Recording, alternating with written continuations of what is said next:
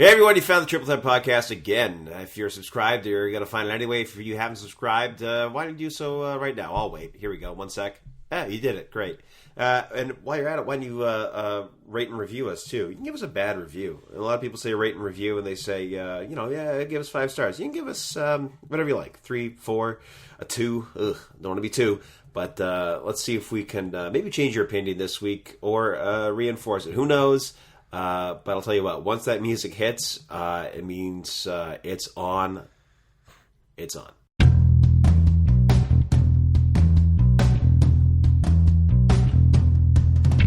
it's on. All right, there you go. Matt, hey, it's me and you this week on the Triple Threat Podcast. Alex can't make it. He's otherwise engaged. He's erstwhile engaged in the 6, and he's holding it down out there. I think he's actually in Niagara Falls. Oh well, there you go. He's in the actual falls. Yeah. So if you see a guy in a barrel, that's our brother. Please, kind of look out for him.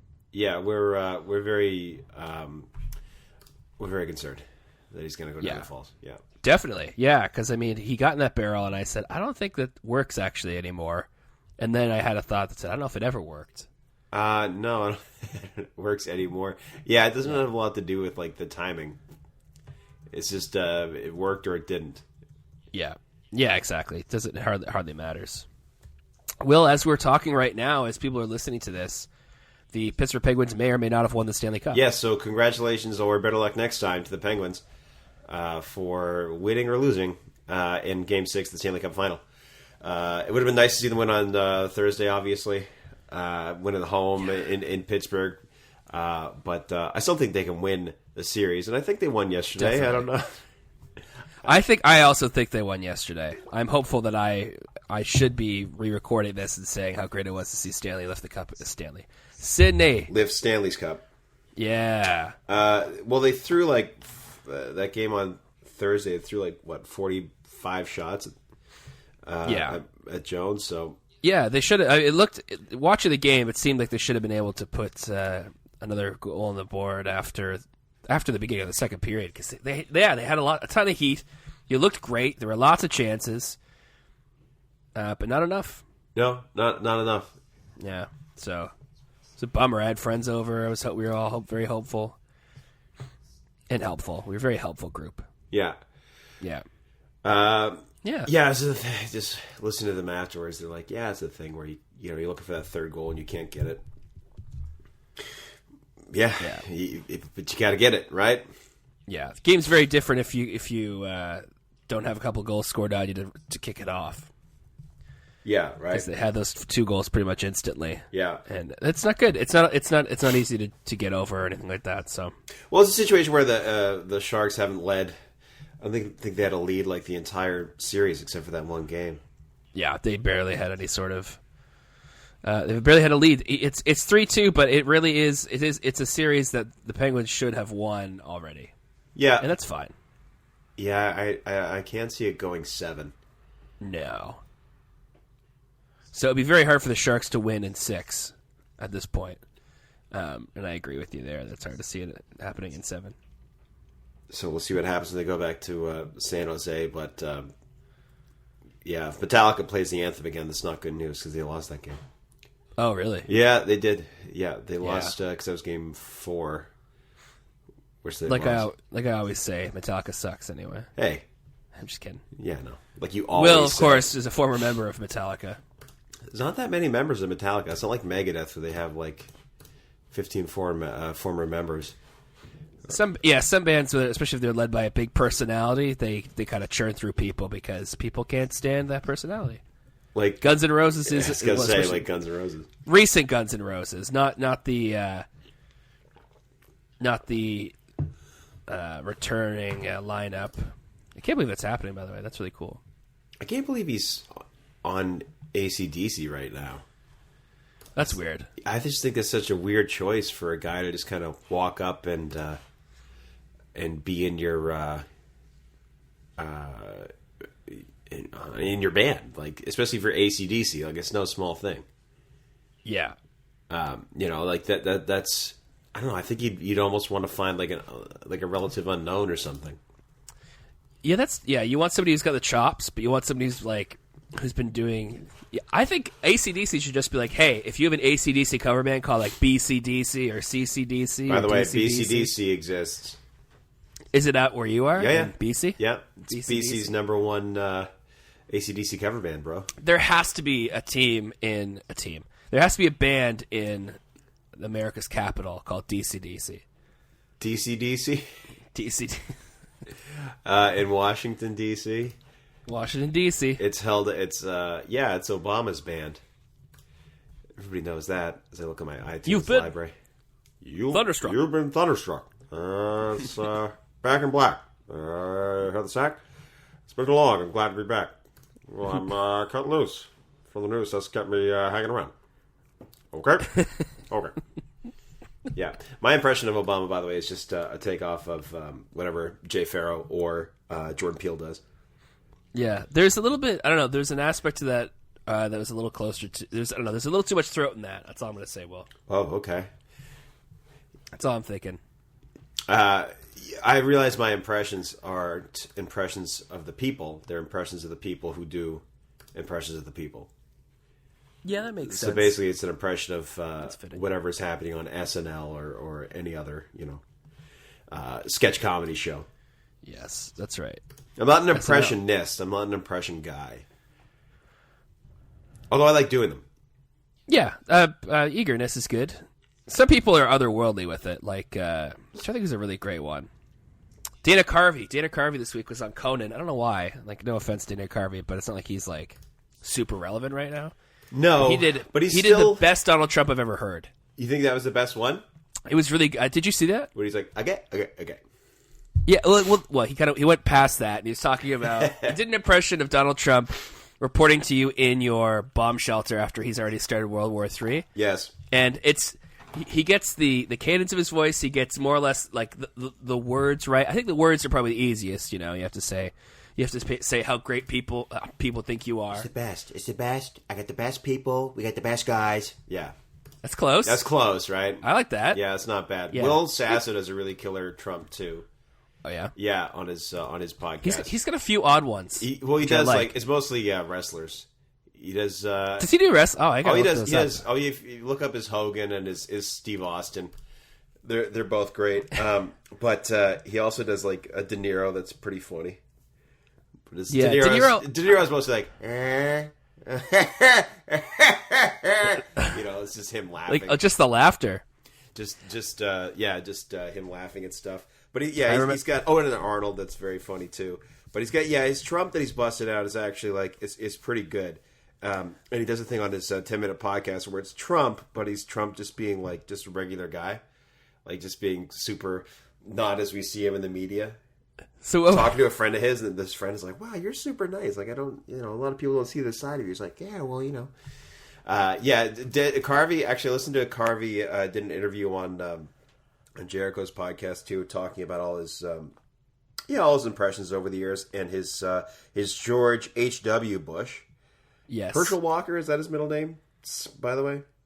I feel like it's probably not Herschel Walker. Oh, no. It's Herschel Walker. Herschel Walker's the... got traded by the Cowboys in the 90s. I was going to say, is Herschel Walker like Herschel Walker trade. He's the guy. Herbert Walker. Hoover Walker? It's Herbert. Herbert Walker? So he was talking about the impression he does of him and how, basically it got, pretty silly over the years. But George invited Dana and his wife to stay at the White House with him for a little while, and like they'll do speaking engagements where Dana will be up talking and he's doing his impression. And the real George H.W. Bush will kind of come from behind him and like kind of sneak up on him like he's being like, well, what are you doing? You talking like me again. I forget. I think Tina Fey had a word for that on SNL. It was like she didn't actually think too highly of those moments because she was relating when they did that with Sarah Palin. Yes. Because she was like, because the joke is just pretty much right there. It's like, oh, I'm here. Like, you That's the got me. punchline. That's the punchline, Yeah, right? punchlines, you got me. I remember there's a series of impressions I saw on television that made me mad. Oh, okay. It was on Big Bang Theory. Oh, yeah, you're talking about when he's doing the Nick Cage and they're playing the role-playing game? He does Nick Cage and he does a Pacino, and it's like, and the reaction of the audience is like, oh my gosh, I can't believe this guy's doing this. But it's like, oh, and Christopher Walken. Yes. And it's like, but this is like... Fun fact, those are the easiest impressions anyone can do. Yeah, that's like the murderer's row of impressions, right? You're just like, everybody's got to this, everybody's got to that. I actually don't have a good Walken, and I won't demonstrate it for you, but I had somebody be like... Oh! Can't believe it. Hey. Oh, hey, there you go. There's one That's word. clever. I can do one word. A micro impression, as I think they're called. That's literally the smallest impression you can do is just a word, right? Hey. I gotta say, that's not great. So mine's more of a Spacey doing Walken, just to get back to people who do impressions of other people that you're watching. Yeah, mine would be like that. Yeah, yes. Spacey does a good one. Solid Walken, especially in the SNL sketch where they're doing the old, not the newest round of Star Wars auditions, but yeah, the old round. He's like, "Hey, Han Solo, Captain of the Millennium Falcon. You never heard of the Millennium Falcon? It's shipped into Kessel Run." And he does a Walter Matthau too, which is very funny. Yes, I like the Richard Dreyfuss one. I remember who did that. Daryl Hammond. I'm Richard Dreyfuss. Richard Dreyfuss. Yeah, that's very funny. Yeah, Hammond's a good impressionist. I mean, he'll do. He was on SNL for 100 years and now still is. One impression I'm glad he doesn't do is a Don Pardo impression when he does the SNL roll call. No, right? He's pretty much right down the middle with it. He just does his version of it. He's not doing which I appreciate. Sounds way different, but it's not. I just think it'd be wrong to get up there and be like, "It's Saturday Night Live," try to do one. It's fine, and I think that because those impressions of are so like there's so much in our memory. Yeah, like everybody still imagines Don Pardo doing their Saturday Night Live intro. Yeah, exactly. Musical guest. Yeah, Will Vaughn. Yeah, that's right. Remember that time I was on SNL when he did a impression for me to be on the show? Yeah, I was very charmed. To be a part of it. But yeah, Carvey is still he's an older dude. He's like 8 years older than Myers. Is he really? But he's aged way better. Myers is kind of let's say puffed up, but not the classy puffed up like Alec Baldwin did. I think part of that is I don't know. I don't know if he's got any work done or what that would be. Being Irish. Or Scottish or whatever. It's just his nationality coming out. Wait, where is he did the Steve Martin thing where he's fully white now, which I don't think is a choice. Myers is? Yeah. Well, Steve Martin was fully white when he was like, what, 20? Yeah, like 24. Whatever. I actually don't know. You might have read the book. Maybe. The look really works for him, though. It's unique, right? I mean, that's as good as you get for if you're in show business, right? Yeah.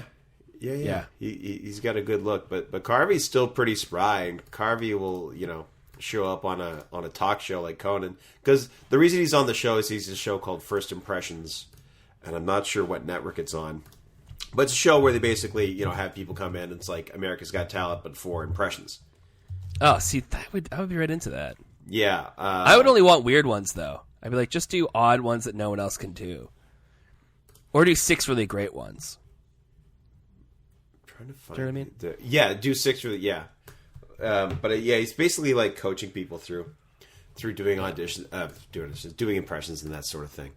Okay, so getting the mindset of it. Getting the mindset of it, yeah. It's a cool idea though, and he's like, people like impressions. If you're an impressionist, but you don't really have like an act as a comedian, you could still like get it over pretty well. Do you know what I mean? Like if you go up and do some, like, like especially like Trump impressions are basically home runs at this point. Yeah. Although it does feel like it is a bit saturated. It's not going to get better. Like, and if things go wrong in November, it's really not going to get better. Yeah, no kidding, right? Also no, he's also on The Secret Life of Pets. That's what he's on too. Dana Carvey, really? Yeah, he plays an old dog with he plays an old dog who's got like wheels on his back legs. He can't walk anymore. But he's basically doing like his old man that he did on SNL. And he's like, "We liked it, we loved it." Right? Oh, that's great. How do you not love that? Yeah, he's doing that thing. Like, I get that people think maybe he's a little bit annoying and people weren't a big fan of Master of Disguise, but that was a kid's movie. It's fine. It was also 14 years ago. So it's like, he's not around that much. He's not, which is why when you see him on Conan, you're like, oh, that's cool. But why is he on it right now? Yeah, definitely. So, Will, I'm gonna transition us. I don't know how to. We can't really do an impression of someone doing a segue, but here I'm trying. You always do an excellent job of someone doing an impression of a segue. This is my impression of a segue. Because that's the Segway's motor when you're on a Segway. Did you hear what I said? What did you say? I said, "Hello, Michael." Oh, that's the best I can do. Selfish Michael. He's hosting the NHL awards, by the way, and the commercials are pretty funny. Oh, that's actually a good choice. Arnett, yeah, good Canadian kid, right? Who actually likes hockey. Big. I hope he doesn't. I hope he doesn't lose their rights to host the NHL awards in poker to Jay Moore.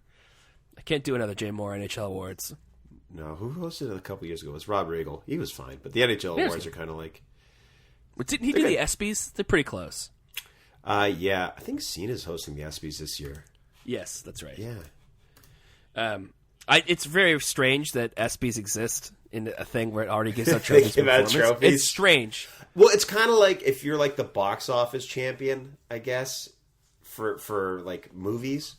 Yeah. And then you win an Oscar. I don't know how to describe it. But it's like, yeah, it's like best championship team. It's like the Kansas City Royals, the Golden State Warriors, the New England Patriots. Did they win this year? No, Broncos. Patriots the won. The Dean Broncos. A couple years ago. Anyway, so sorry. I was getting into something else entirely. That's okay. Oh, yeah. Okay. I see what we did. We went segue to Arrested Development to Will Arnett, and that's okay. So last week I was talking. I don't remember exactly what you were saying. I think it was coming from the me talking about how I liked the Garfield Spider-Mans. Yes, and we just kind of shoehorned that in at the end. Didn't give you a lot of time. I appreciate that. But he was saying like, oh, if you like Andrew Garfield and Michael Shannon so much, have you seen 99 Homes? And I was like, I haven't. But and now it came on Netflix this week, and now I have. It's kismet, I suppose you'd say. Sure. Did you enjoy it? What do you think? So 99 Homes, I did like it. That's true. Now that I think about it, I did enjoy it. It's a drama, but it's also kind of part of that larger genre that is like movies inspired by the economic recession of 2008. Oh yeah, like the Big Short. Great Recession, it's called.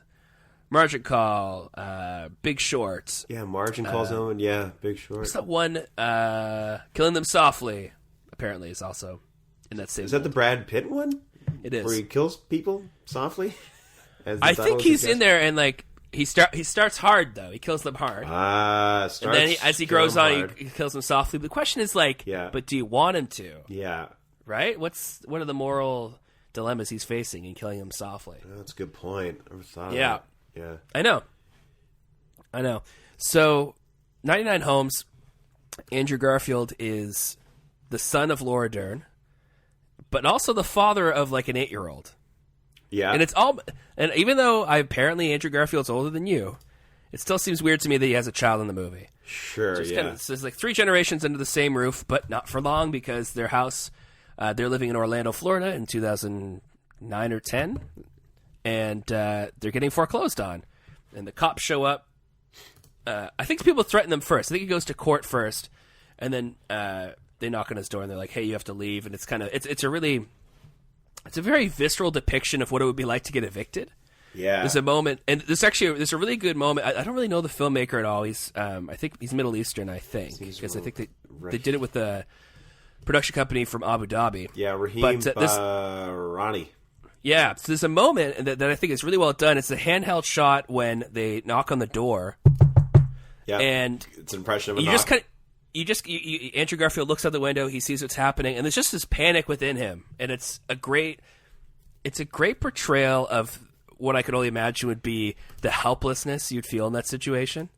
It's like I can't stay here, but if I open the door, it's all over anyway.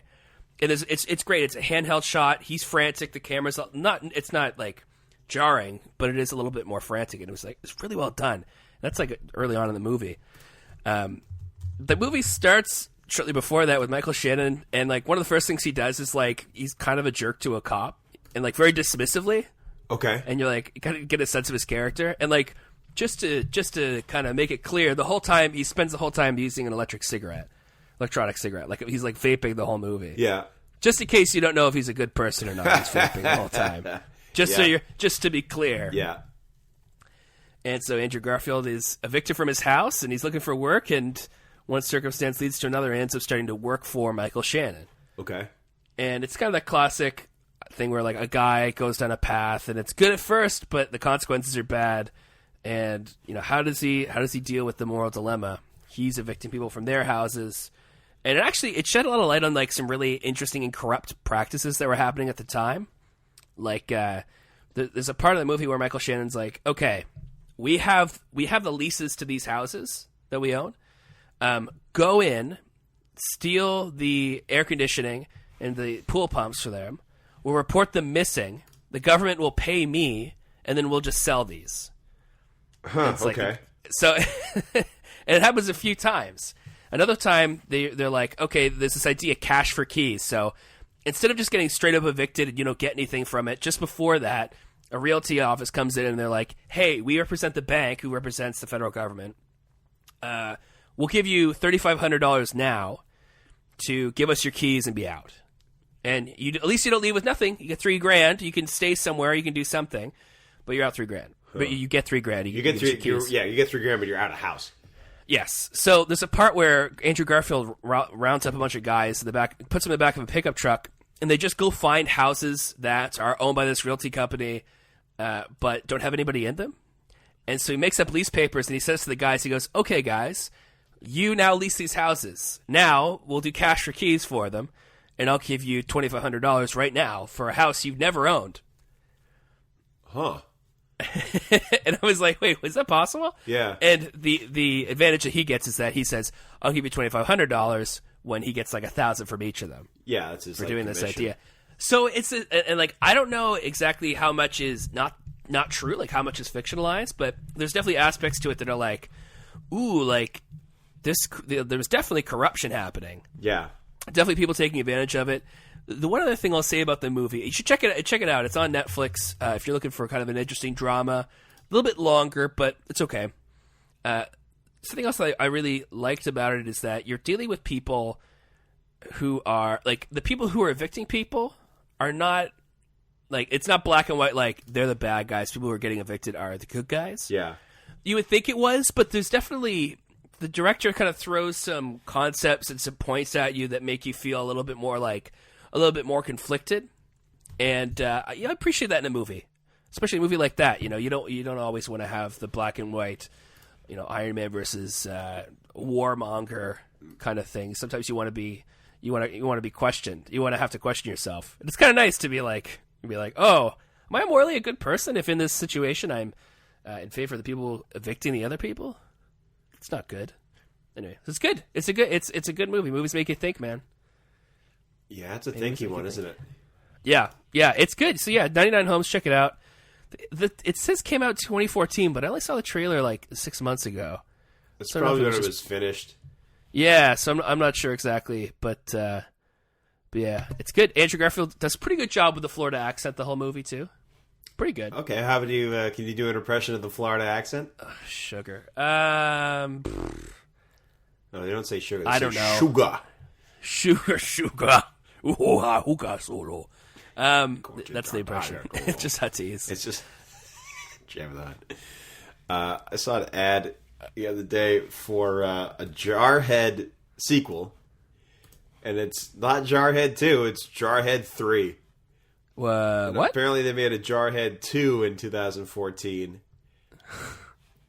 9 years after the first Jarhead came out. And then they got Jarhead 3 that came out just this year. When you say an ad, was it like a casting call for it? No, it was... this is already a produced film. Yeah, it's shot and finished. It's good. It's good to go. It's in the can, man. It's in the can. Jarhead 3 is good to go. It's in the can, baby. Yeah, that's. I mean, it's straight to video. It's just like how there's 3 like Scorpion King movies. Maybe Yeah, up to, like, I mean, 4. if anything was going to make, going to make a bunch of them, it's Scorpion King movies. Because there was Scorpion King, and then Scorpion King. I think Well, there's Mummy. 4. There's Mummy Returns. Yes, Mummy Returns, and then Scorpion King, and then they made a couple sequels. I think Scorpion King 2 is like, what's his name, UFC guy, Randy Couture in it. Okay. Scorpion King 3 has Batista in it. Dave Batista, yeah. Really? Yeah, Drax the Destroyer. And then Scorpion King, The Lost Throne, which is Scorpion King 4. Oh, shoot. They got to find that. Has Lou Ferrigno in it. No. Yeah, Scorpion King 4, The Quest for Power. Oh, yeah, Lou Ferrigno, front and center in there. Lufa Rigno. I'm a Scorpion King. Check it out. See what I can do with I can turn to a scorpion. That's my Ferrigno. That's your perfect Ferrigno. It also has Rutger Hauer in it. See, I thought Rutger Hauer Yeah, was that sounds about right. This is going to take off after Batman Begins. You don't get the memo. There you go. Rutger Hauer will be in anything, and it's great. Yeah, in 2005, he did Sin City and Batman Begins. In the same year. It's a decent year for him, right? Sure.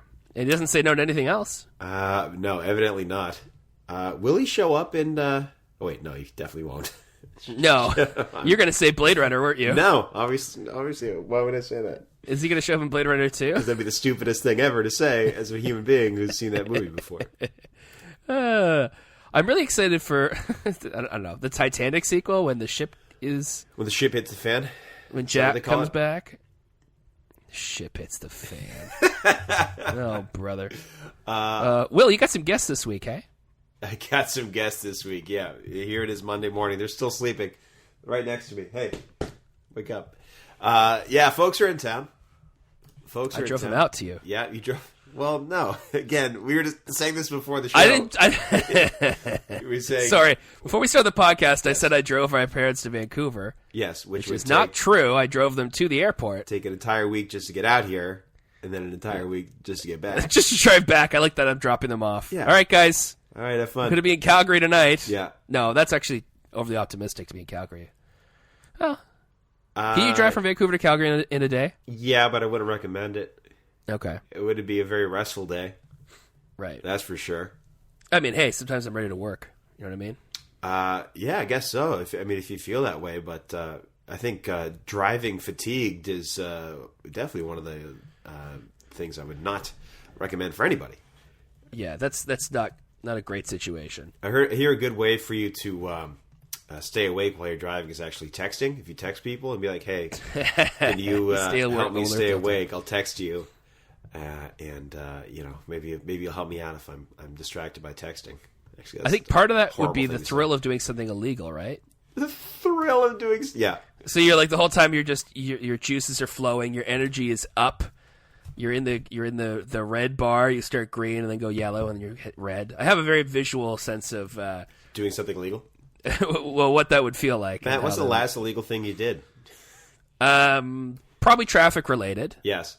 Yeah, I was in a stupid... I made a dumb... Sorry? Drug trafficking? It was definitely drug trafficking. Like the movie Traffic? Is like that kind of traffic? Or you mean like... The movie's called Traffic? Like you... what's that? So that's why that movie's called Traffic. Yeah. I thought it was just people just stuck in gridlock and like, hey, move it. And then the sequel to that movie is Crash because they got stuck in traffic. And well, no, I think that would be the prequel that led to Traffic, wouldn't it? Wouldn't Crash lead to Traffic? That's why there's traffic. Why's there so much traffic? Oh, there's an accident up ahead. Yeah, it's a crash. They'll turn off and then they'll go onto a lost highway. Oh, there you go. Yeah. There's cars and there's cars too.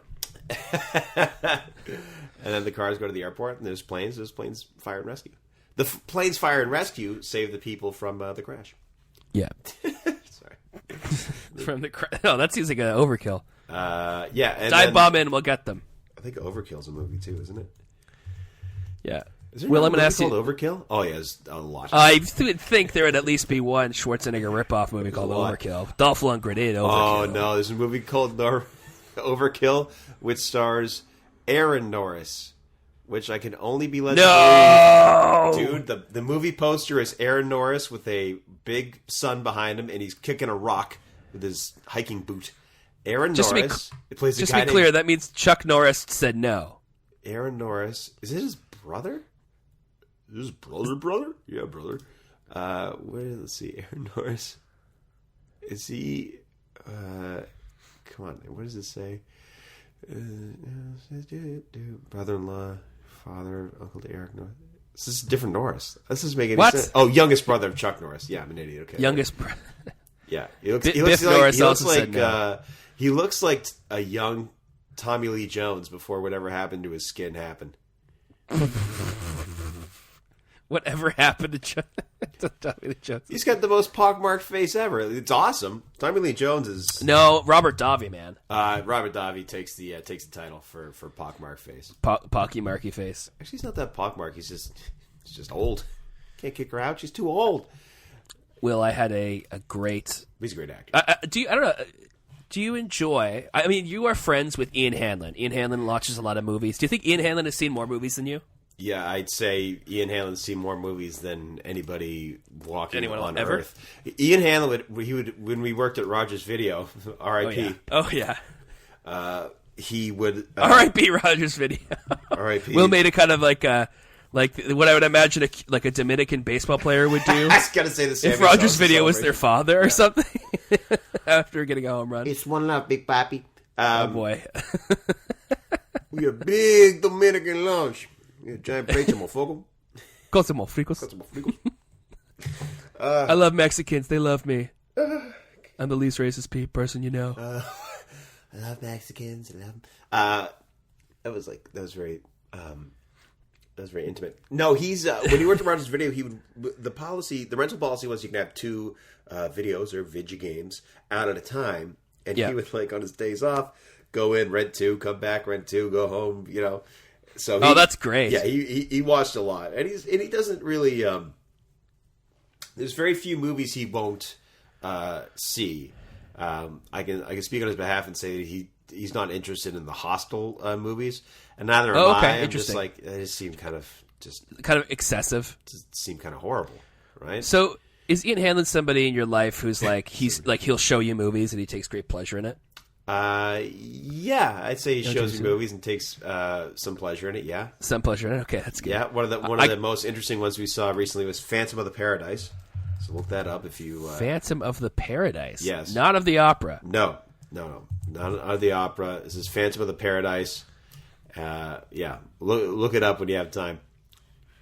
Oh, it's an American musical horror film from 1974. Yeah. Whoa. Yeah, I know. Directed by Brian De Palma. It was his first movie. Baby. I think it was his first movie, yeah.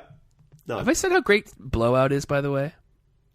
You haven't. Blowout. Oh, Blowout is... I watched that this past fall. Blowout is so good. John Travolta. Hey, it's a Blowout. Oh man, I'm like seriously check that out. I have on my Amazon wish list. It's like the Criterion edition is on there, and I guess someday I'll spend $45 to get the Blu-ray of that. Actually, Phantom of the Paradise wasn't De Palma's first movie. It was way down there, but yeah, I knew you'd stop once you saw who directed it. That's great. He bought that from from a video store that was going out of business, and he when he brought it to the counter, they're like, "Oh, we have this? Oh man." And they were quite upset that he was taking it out of his hand. Oh, it's got John Lithgow in Blowout. He's so good. He's so creepy in that movie. He's an amazing actor, and Ian's read his autobiography. We should have Ian on the show, but actually, Matt, he'd probably be at your apartment now, not mine. Oh yeah, that's right, because he's out here. We did a trade, people. We traded my folks for Ian. Yeah. The reason I'm bringing this up, the showing the movies thing, I got to show a friend. Predator. Yes. It was so great. Really? They never saw Predator. Never seen Predator before. Predator is the manliest movie of all time. It's the most testosterone-y, manliest film. It's the toughest movie ever. Arnold Schwarzenegger meets Carl Weathers. Yes, yep. And immediately gets into... Describe the handshake. The handshake is instantly an arm wrestling contest in midair. Yes. It's the best thing. And they just, Dylan, you son of a B. Yeah. Now, if you Google Dylan, Dilon, you son of a B, in the image search results, you'll find what appears to be like a sewn patch of that moment. And it's so good. Dylan, you son of a patch, it says. Oh, Is that real? man. Is that what it says? Yeah. It's a Scout's badge that you always wanted, but you were never allowed to have. That's amazing. Yeah, I got pushing too many pencils. Yes. Oh, it's so perfect. And there's all sorts of shirts that are also in that same kind of thing. But it's like, it's so great. Like, it's a movie where Arnold Schwarzenegger plays a guy named Dutch. I love when they never address Arnold Schwarzenegger that he's just like this big German Austrian guy. They do it in Commando. They do. They address it in Commando. Yeah, but he's talking to what's her name, Alyssa Milano. He's like, when I was growing his up daughter, in right? Austria. Yeah, I was growing up in Austria, and then we get the dog, and then walking. Yeah, it's that's the only time I explain it. Like in Jingle All the Way, I think one of the few flaws I can find in that film is that they never address why there's just this. He's a recent German immigrant who owns Jamie. A mattress company. Jamie. I love it. Jamie is like, it's one of the ones you could do. It's such a great Schwarzenegger name. Jamie. Yeah, right? I love you. I'm married to Tom Hanks' wife. Yeah, Tom Hanks is so puny. And then I'm so big. But also, I'm married to his wife in this movie. It's very weird. I want to say something about the patch, too, though. I do admire the attention to detail that they have the bicep of Arnold looking more like his bicep would, and the bicep of Carl Weathers also looks more like Carl's Weathers would, because Arnold is more of it's more of a peak, right? He's got more of that bicep peak, whereas Carl has more so the thickness. I wanted to point that out. Yes. That's very good. Yes, there's definitely an element of that it's very good. I will say Arnold has the best biceps of all time. I know Big Papa Pump maybe gives him run for his money, but also Scott's body's just gross. It actually is kind of a gross body. He looks horrible. He's got no chest. Like Arnold's bicep, like is Arnold's bicep is all genetics. Like honestly, look at a picture of just like 100 pictures of him just flexing it, but he's perfect. He's perfect. One other thing I want to mention is if you look up Predator song or musical, have you ever seen this, Will? Pardon you? The have you ever Predator heard this musical? Before? No. Someone wrote, essentially they wrote a song. Yes. That's all about, like, it's essentially like Schwarzenegger. It's the plot of the movie in musical form. Okay. And it's a beautiful, beautiful thing. Yes. It's perfect. And I really would love everyone to go on there, because it's not only is it good from like a parody standpoint of like, would it be funny if there's a Predator musical? It's actually doing some things musically and in the style of a musical that work very well. Yeah. Yeah, it's very, very strong. Yeah, I got it up on YouTube. It's almost 3 million views. Very nice. Yes. It's very good. I don't know. I mean, you don't listen to it now because we are recording a podcast. Well, and yeah, I don't have the means to play it for the show, but yes, rest assured, it does exist. So you showed Predator to your friend. Showed Predator to my friend, and it was a great experience. I encourage you to share movies with your friends. I'm going to show him Terminator next. Give the gift of Predator if you give the gift of Predator if you haven't already. Look at your friend's heart. And if you see that using your heat vision that it needs to be filled with Predator, do that. Go invisible, and do what you can to share the gift of Predator with someone you care for. I think Peter Cullen did the Predator's voice. Isn't the Predator's voice the whole time just like? I don't know how to do it properly. Yeah, I would think a snake is more likely to have done his voice. I guess Peter Cullen can do that. Has that kind of vocal range. Perhaps. I don't actually know who that is. Peter Cullen, he's just a voice actor, did a million voices in the 80s. I think he was Optimus Prime. Oh, really? Oh, yeah. He did Eeyore and later Winnie the Pooh series. He's just a guy who just worked all the time. But he also worked on a show that... who was he in Alvin? Probably all of them, just differently. Just barely differently. Like the pitch is barely different. Yeah, There was also, I don't know if you remember this. I remember YTV used to show this, but there was a Ghostbusters cartoon. Yep. That wasn't the Ghostbusters cartoon. Do you know the one I'm talking about? No. There was a Ghostbusters cartoon from 86 to 87. Okay. That was, it was basically two guys and a gorilla, and they were Ghostbusters. And the thing's called Ghostbusters. And, yeah, I just remember their, like, theme song. It was like, go, go, Ghostbusters. And... yeah, they went around. Gosh. They were Ghostbusters, and it was The Ghostbusters was a child sitcom ran in 1975. Yes, and I think they made 15 it. episodes. I think they they brought it back in the 80s or something. Oh my gosh, that is hilarious. What is it about ghosts that they don't want to be destroyed? They're to be busted.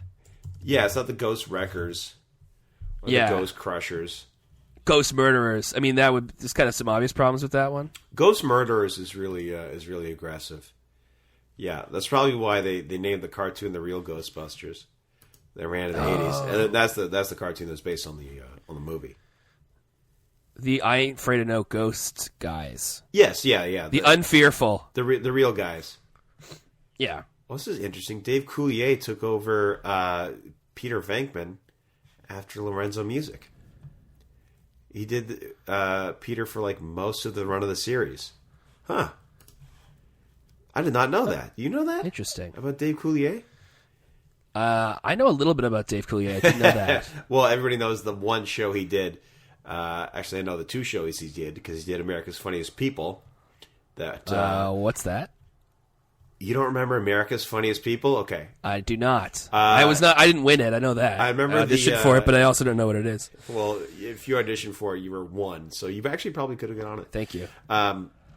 This is a show that he hosted, and I remember the theme song for that too.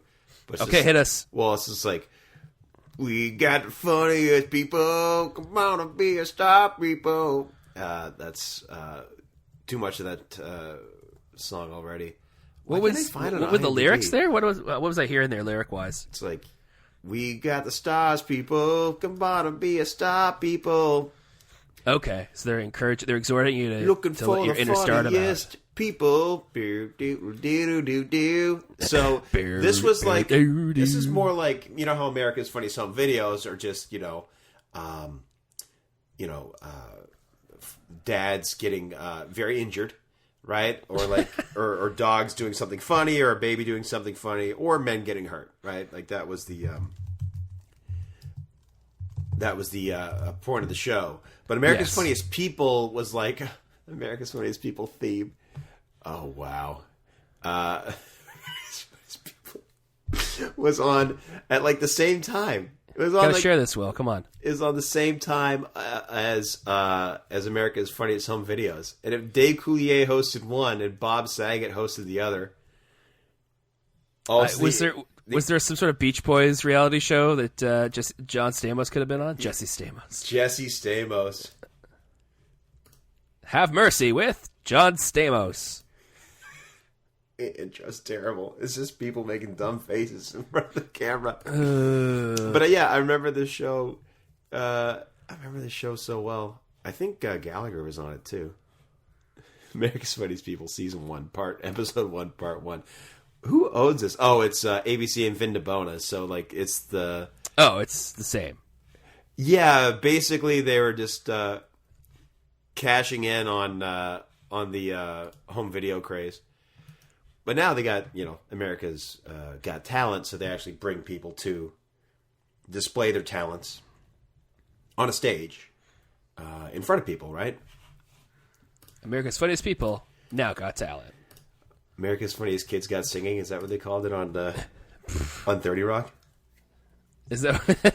That was the show that what's her name hosted? It's America's Favorite Kids Got Singing. She started out as like the nice judge, but then she turned to the mean judge to get her increase her star power. Yes, that sounds about right. America's Funniest Kids Got Singing. I forgot who hosted that show with her. I'm sure there's a way to find out. There's why don't I ask a question? I wish I knew who is the home run leader in 1989 in Major League Baseball. America's Kids Got Singing. It's her and John McEnroe and Titus. And Titus Andromedon? Yeah. Who plays, what's his name in that show? It's like, DeFwan. 30 Rock was excellent. It was an excellent show. America's Kids Got Singing. Kids. This is a quote. That was pretty good. You were trying to make me commit suicide, right? That was the Jenna, is Jenna? Yes, the Jenna line. Jenna Maroney. Her DeFwan's his Chiron, right, comes up with his name and his title is quote style unquote quote expert unquote. Oh, so it's not style expert in quotes. Style and expert are both in quotes. Quotes. That's beautiful. That's a thing of beauty. Oh man, it's very good. Very good. Well, anything else you want to share with us this week? Well, I gotta say, Matt, I don't know if you've seen the Steph Curry 2s. It's been making a splash. Are we talking about the shoes? We're talking about the shoes, the Steph Curry 2s. Oh man, I already have my pair. I'm wearing them now. Yeah, I'm gonna go to the mall shortly after. I don't know anything about shoes. I just know that that's not good, right? That's not an appealing kind of shoe. And it's just so weird that they're coming out now, and he's got to like talk about his shoe at press conferences during the NBA Finals. Yeah, it's like it's the NBA Finals, and he's like, "No, man, my shoes are fire." For those of you who haven't seen, Steph Curry's shoes, these new shoes, are the mommiest or daddiest shoes I've ever seen in my life. Yeah. It's dad on a Saturday at Home Depot with his t-shirt tucked into his jeans. Yeah. Yes. But I'm sure they're comfortable. They have to be, right? And that's the law. It has. That's to be the dad requirement. Yeah. That's the dad requirement. Yeah. The dad requirement is that for sure. Dad requirement is they're comfy. The big thing, and the thing to know, if you're not big on basketball, I'm not big on basketball. I read an article a few months ago talking about just how important shoes are in basketball. Like it's like the thing you can do to the performance on the court. No, to to your brand. Yeah, it's big. If you have a successful shoe, it's huge. So that Jordan Steph guy Curry did well. Yeah. Pardon me? That Jordan guy did well with his shoes. Jordan guy did well. I think he kind of started that whole thing. Well, to the point where you say Jordans and you know exactly what people are talking about. It's a specific thing. Yeah, Air Jordan is very it's a titan in the shoe industry. Yes. Yeah. The shoe industry. The shoe industry. Trying to get these to fit in. Yeah, it's good though. We can workshop it. Thank you. Yeah. The only thing I don't like is when someone doesn't say, someone says we can't workshop it. No, be optimistic here. At least try, right? Yeah. I'm just going to hold on. Well, I just got to add this part to the podcast notes. Steph Curry, dad, shoes. There we go. Yeah. Just making sure that I have it properly titled there. So if anybody searches for that, they'll find the daddest of shoes. And the baddest of shoes. This is basically Google the podcast. Google the podcast. This is Google the podcast. Google the podcast. I looked today. I think I subscribed to over 20 podcasts. Over 20? That's excessive, hey? It's excessive, but you can also, if it's over 20, you can also give it a certain amount.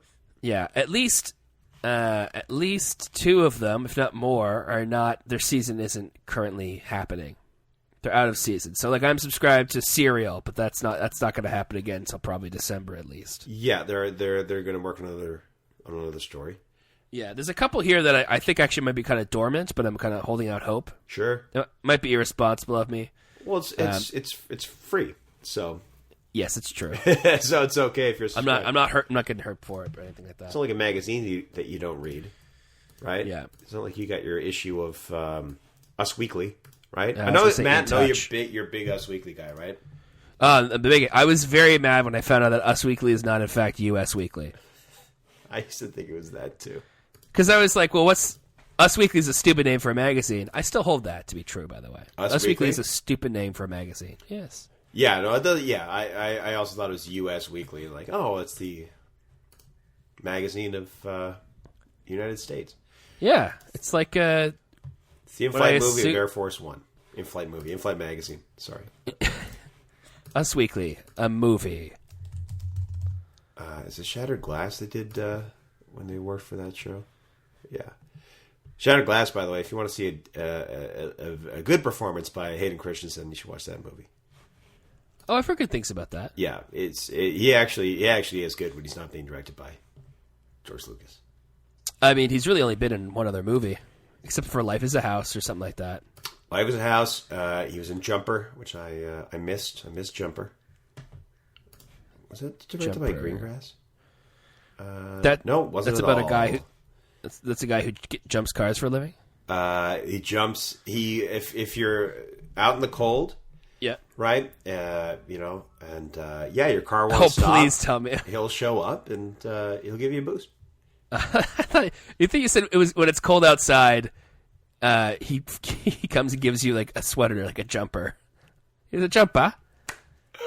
Here's a jumper for you, bud.